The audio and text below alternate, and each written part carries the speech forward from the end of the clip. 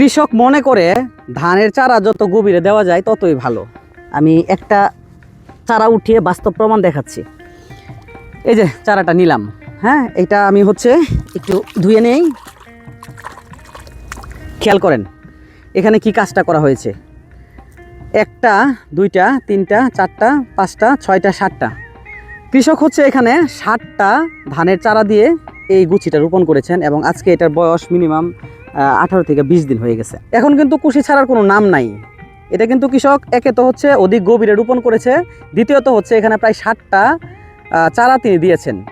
উপর থেকে সাদা অংশ আশা করি দেখা যাচ্ছে, এই সাদা অংশ সম্পূর্ণ প্রায় 3 ইঞ্চি পরিমাণ মাটির নিচে এটা দিয়ে দিয়েছেন। তো 3 ইঞ্চি যদি মাটির নিচে চলে যায় তাহলে এটা কুশি দিবে কিভাবে? এখন এটা যদি কুশি দিতে হয় তাহলে সে প্রথমে এখানে একটা গিট দিবে। অলরেডি কিন্তু একটা গিট সে দিয়ে ফেলছে। এই যে বাস্তব প্রমাণ দেখেন, এই যে একটা গিট সে দিয়ে ফেলছে।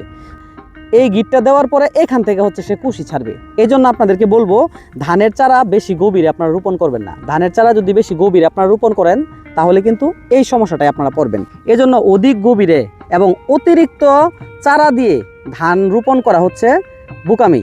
এটা থেকে ভালো ফলন হবে না। তো কুশি হওয়ার সুযোগটা কম, কুশি কম হবে, বেশি পরিমাণে চারা দিলে ফলনও কম হবে। তো এই ভুলটা আপনারা করবেন না।